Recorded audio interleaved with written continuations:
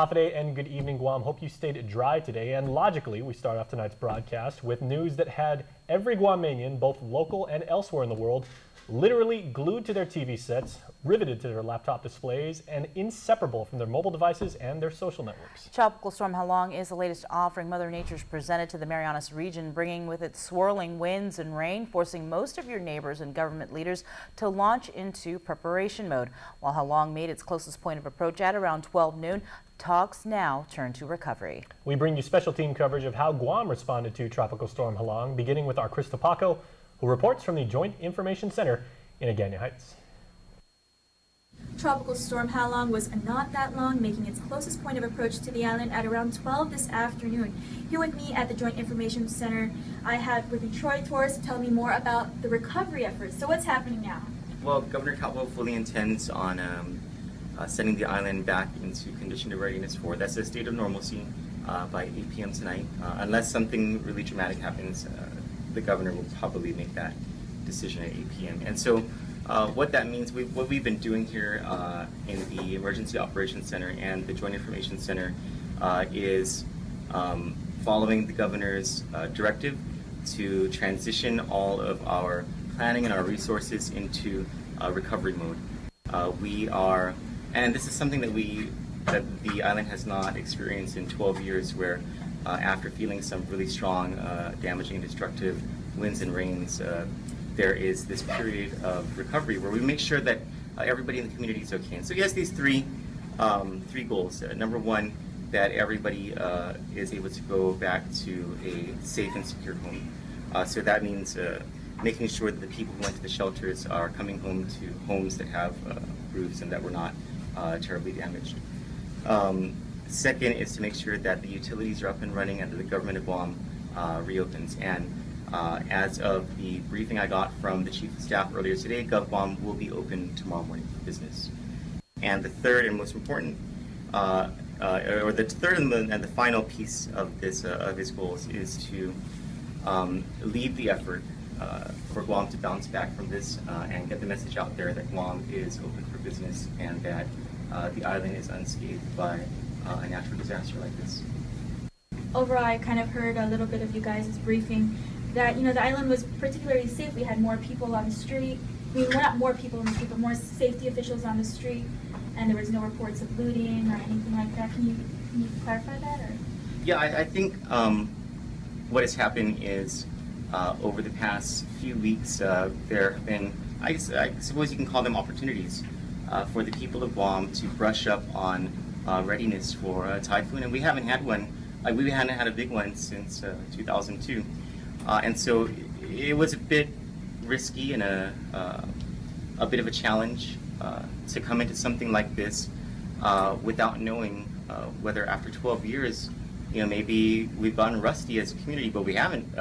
Governor Caldwell was actually very proud, very grateful to the Guamanian people for how vigilant they were, how prepared they were, and because of how prepared they were, it's probably why the emergency room was only 50% full. Probably why you didn't see looters and rioters and a lot of damage that was done to people because people battened down the hatches when they heard the information that came out from the Joint Information Center, and many thanks to the island's media for getting our message across.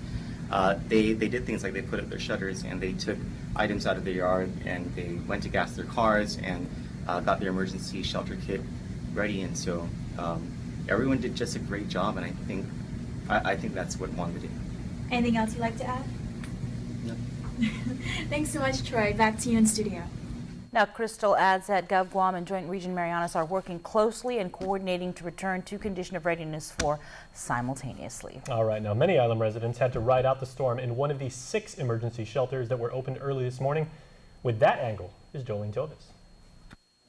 In anticipation for Tropical Storm Halong, hundreds of island residents began to seek safety in 6 emergency shelters that were opened at 5 o'clock Wednesday morning. Many of these residents made the decision to pack necessities and leave their homes, which were not strong enough to withstand the strong winds or may be located in a flood zone. One of those residents is Andrea Bamba. She packed up her family to stay here at the Maria Ujoa Elementary School shelter in Dededo. Well, for one, wind outside was very extreme at my house. My outside porch area already collapsed and my room is completely flooded.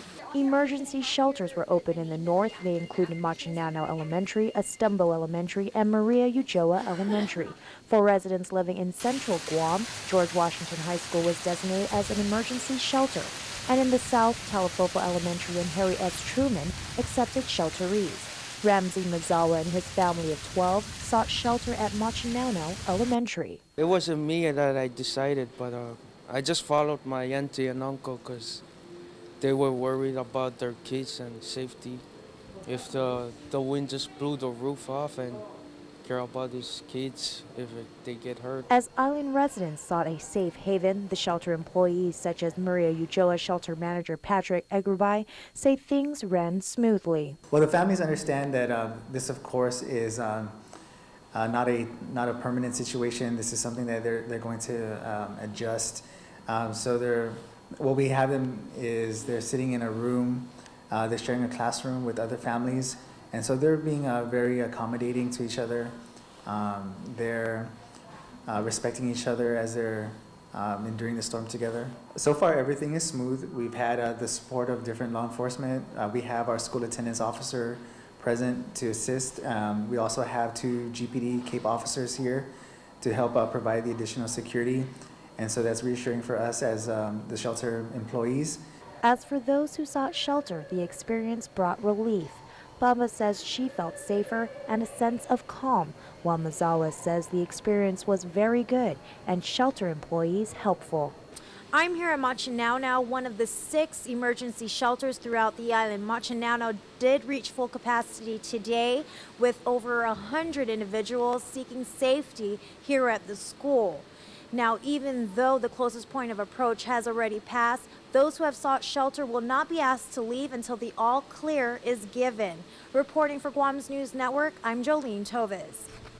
With more from Team KUAM, while several people sought emergency shelter throughout the island, several others were stuck in their homes due to heavy flooding on the roadways. Ken Quintanilla reports. What normally is a road resembled more of a river today as Tropical Storm Halong caused heavy flooding throughout several parts of the island. For Lucy Rangel, the flooding was more than expected, evident by the brave trek she made through the water and down vegetation in front of her house just to speak with KUAM. This is actually pretty normal for us. If you guys know, West O'Brien always gets flooded all the way from the court to Napa. So this is not so unusual. But this is actually pretty bad because the water goes all the way down there and the cars get stuck in here. But you know, what can you do? Rangel has lived on West O'Brien Drive for close to 8 years and says this year, let alone the past few weeks, have been the worst for floods.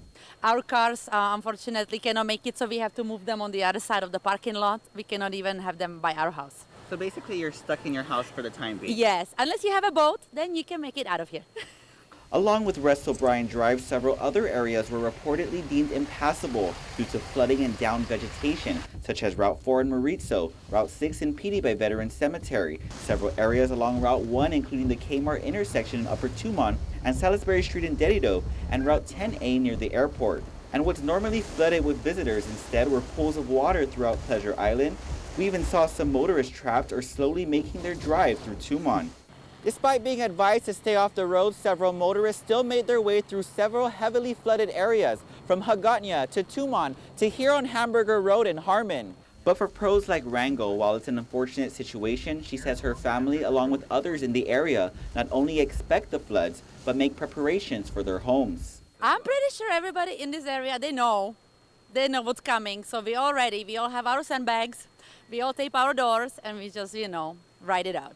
The island's mayors and vice mayors, meanwhile, have spent the past 2 days working around the clock helping residents. The Joint Information Center reported mayor's office staff cleaning secondary roads, but were relying on the Guam Power Authority and the Department of Public Works to clear debris that were blocking primary roads and removing vegetation, leaning on power lines and causing outages. I actually did speak to our mayor about this, and they did fix it a couple of years back, they told me.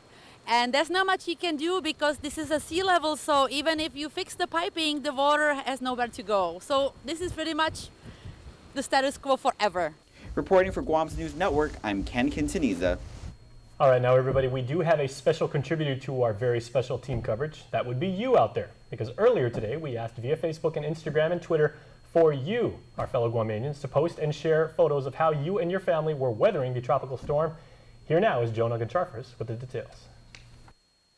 When Governor Eddie Calvo and Rear Admiral Tillman Payne placed the island in condition of Readiness 1 at around 8 a.m. this morning, the stations of KUAM asked for Guam residents to share photos and videos via Instagram and Facebook using the hashtag Halong Guam. And boy, you definitely did not disappoint. Within minutes of posting on our social media properties, many of you submitted images of crazy flooding around the island, which left several roads impassable. Many of the images were of the flooding in Tumon, which reached about knee level in some areas. We also received pics of damage within your village, such as downed vegetation. With majority of the island experiencing power fluctuations, many of you posted photos of how you helped pass the time with loved ones and even your pets.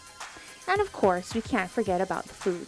Despite the weather, many of you whipped up some amazing comfort dishes to keep you warm. Everything from baked goods to barbecue fish that left the KUAM production crew hungry. If you have photos and or videos and you would like to share it with us, you can still do so by using the hashtag Halong Guam. Reporting for Guam's News Network, I'm Jonah Goncharfers.